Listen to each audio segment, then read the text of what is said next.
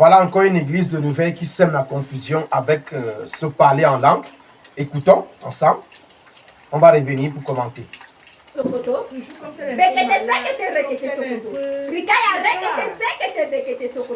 qu'on a découvert.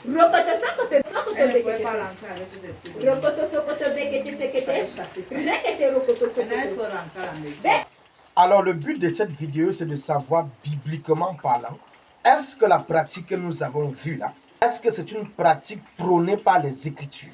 Nous allons voir quelques Écritures.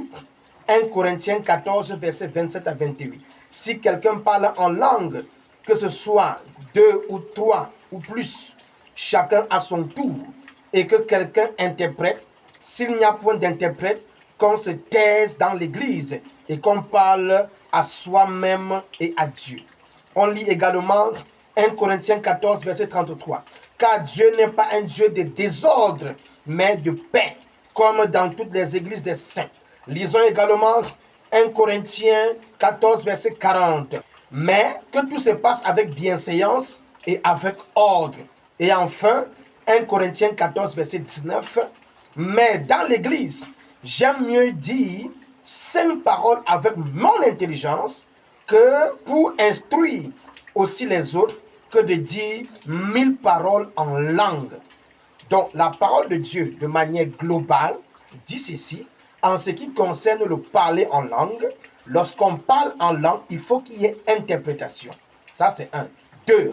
L'apôtre Paul dit, il préfère parler en langue longuement à la maison et très peu à l'église. Maintenant, bibliquement parlant, et cette pratique que nous voyons là, est-ce que la Bible approuve ce que nous avons vu? De manière directe, l'apôtre Paul dit, si quelqu'un parle en langue, il faut qu'il y ait interprétation. Je suis allé sur les pages, j'ai remarqué que ça avait été un ministère fondé sur l'interprétation du parler en langue. C'est-à-dire la prédication là-bas, on parle en langue et on interprète. La délivrance, on parle en langue et puis on interprète pour faire la délivrance. Tout là-bas se fait en parler en langue. Et ça allait tellement naturel que ça inquiète. Est-ce que vraiment il y a Dieu dans ça? S'il faut se fier uniquement à la parole de Dieu, si nous analysons la Bible de manière globale, dans Actes des Apôtres, quand l'Église est née, les 12 apôtres et les églises qui sont nées plus tard au temps des apôtres, il n'y a aucune église qui n'était fondée uniquement que sur l'interprétation des langues. C'est-à-dire, on arrive au culte, quelqu'un parle en langue, et j'ai vu, ça dure même des heures là-bas. Quelqu'un, il parle, on interprète, ça dure des heures. Donc, dans la Bible, Actes des Apôtres, ça n'existe nulle part. Nulle part. Même les apôtres qui étaient des hommes puissants n'ont pas atteint ce degré-là. Est-ce que vous comprenez? Vous savez, le diable se cache aussi dans des choses que parfois, même pour prouver bibliquement, ça peut être difficile de prouver. Parce que la Bible dit, si on parle en langue, il faut interpréter. Or, dans les parler, là, il y a interprétation. Si tu veux utiliser ce verset là-bas, ça va coincer.